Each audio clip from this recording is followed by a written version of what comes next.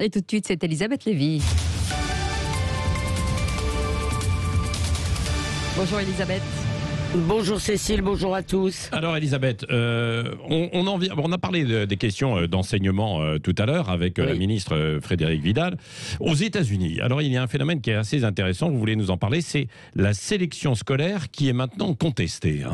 Oui, et mon attention a été attirée par un article de Marianne, je les remercie donc, et qui s'intitulait « La méritocratie scolaire est-elle raciste ?» C'est un débat très conflictuel à New York, et si je vous en parle, bien sûr, c'est aussi parce qu'il rappelle celui qui a lieu en France depuis des années. Alors le point de départ, c'est que dans les lycées publics les plus prestigieux, qui sont ceux qui sélectionnent leurs élèves, sur examen ou parfois sur des dossiers, eh bien, il y a une sous-représentation des Noirs et des Hispaniques, et la conclusion de certaines associations, c'est que c'est donc la sélection qui est raciste et qui est socialement discriminante. Et il y a aussi un débat intellectuel, par exemple, il y a un essai qui a été publié par un professeur qui s'appelle « La tyrannie du mérite ». Alors les candidats démocrates à la mairie de New York ont été interrogés. Alors le favori, lui, ne veut pas supprimer l'examen, mais trois candidats qui sont plus à gauche, eux disent il faut abolir toute sélection.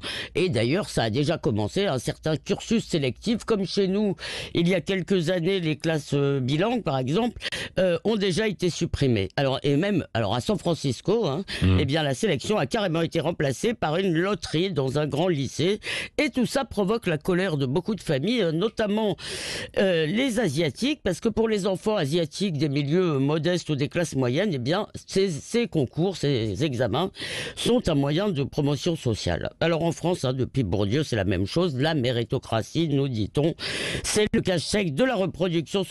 Eh bien, depuis 30 ans, qu'est-ce qu'on fait pour répondre à ça? On baisse les exigences et on supprime, comme par exemple à Sciences Po, la culture générale des concours. Oui, mais vous ne pouvez pas nier qu'il y a quand même un problème, quoi qu'il en soit, Elisabeth, non? Oui, vous avez raison, il y a une sous-représentation des enfants d'immigrés et des enfants d'ouvriers dans les cursus les plus prestigieux. La question, c'est comment on fait? Parce que là, le remède est pire que le mal, parce qu'en réalité, les enfants des milieux aisés ou culturellement favorisés, ils accèdent toujours aux établissements les plus sélectifs. Si on ne sélectionne pas à l'université, eh bien ils vont dans les grandes écoles.